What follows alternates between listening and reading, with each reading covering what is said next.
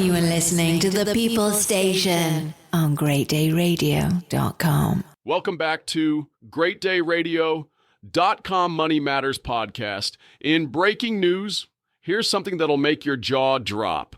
The Department of Education is about to lay off 1,400 employees who help manage $1.74 trillion in student loan debt. That's like firing half the air traffic controllers during the holiday travel season. Those numbers are staggering. And what's really concerning is that this comes when they're already struggling with a backlog of over 1.5 million applications for income-driven repayment plans. You know what makes this particularly troubling? The department is already dealing with serious processing delays. More than 40% of higher education institutions are reporting problems with federal student aid, and that's before these layoffs even take effect. That's such an important point about the timing. What do you make of Justice Sotomayor's dissent? She basically accused the administration of trying to dismantle laws rather than execute them. Well, it's fascinating to see how this is being spun different ways. Secretary McMahon is calling it a significant win for students and families. But when you look at what experts are saying, it's a very different story. Kevin Thompson from 9i Capital Group made an interesting point. They're essentially downsizing an agency that oversees trillions in debt without any clear plan for handling the fallout. That makes me think about all those borrowers who are already struggling to navigate the system. How are they supposed to handle these changes? That's exactly the issue.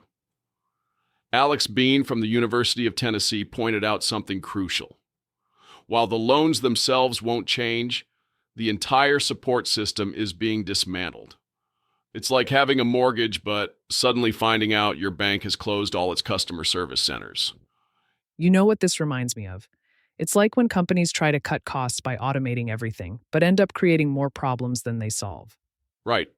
And here's where it gets even more complicated. The department is currently dealing with this massive backlog in processing income-driven repayment plans. These aren't simple applications. They require careful review and processing. Now imagine trying to clear that backlog with 1,400 fewer employees. The timing seems particularly problematic, especially considering how many families are already questioning whether college is worth the investment. That's such an important point about the value proposition of higher education. We're seeing this significant shift in how Americans view college investment.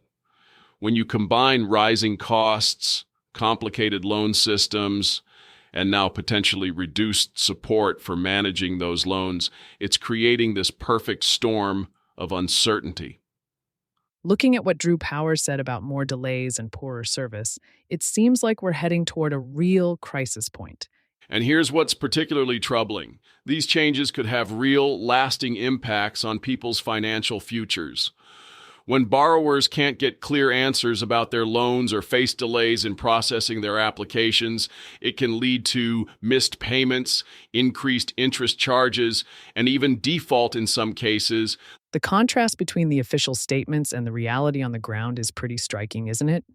Absolutely right. And here's something else to consider. These changes are happening against the backdrop of broader debates about the role of federal government in education. The administration's stated goal is to return education to the states.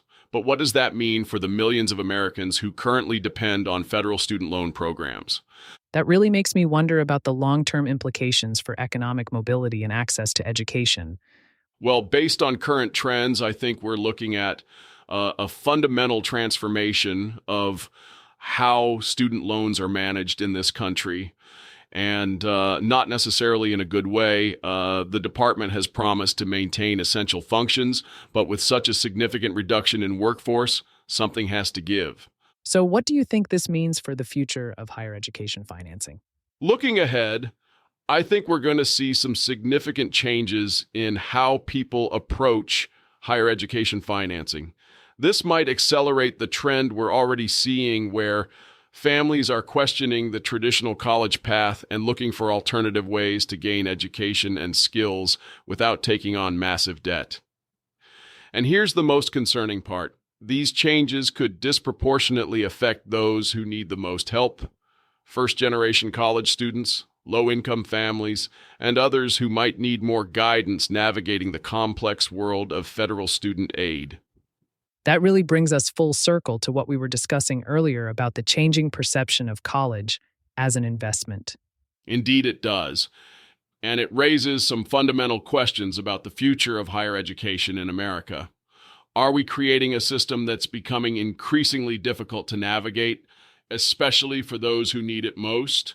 And what does that mean for our society as a whole? These are questions we'll need to grapple with as these changes unfold. Right?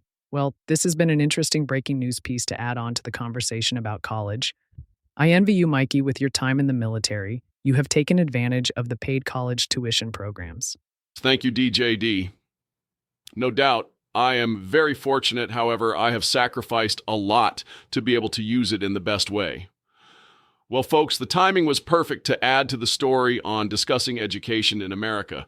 It does make me think about future goals and what degrees to prioritize from our conversation in our recent podcast about lifelong learning. With that, I will not be discouraged from climbing higher in my goals. Continue to reach your goals too, my party peeps. Until later, peace out. Thank you for listening to GreatDayRadio.com. Are you ready to win some cool prizes and awesome giveaways? If so, you need to visit GreatDayRadio.com. Click on Join Our Contest and enter your email to get our latest newsletter that will update on the latest contest, giveaways, and new podcast shows. Also, with our successful podcast, many have asked if we would offer courses on many of the topics we discuss. Stay locked in as we welcome our all-new Great Day Radio Boot Camp. In it, you will have access to lessons that will help you achieve goals such as learning how to make a living as a mobile DJ, learning how to start and monetize your very own podcast show. These are just a couple of the topics. So, stay connected and get ready to level up for self-improvement. Again, please visit GreatDayRadio.com and sign up for our newsletter. Get ready for our next episode. You are listening to the best podcast from the USA to the UK on GreatDayRadio.com.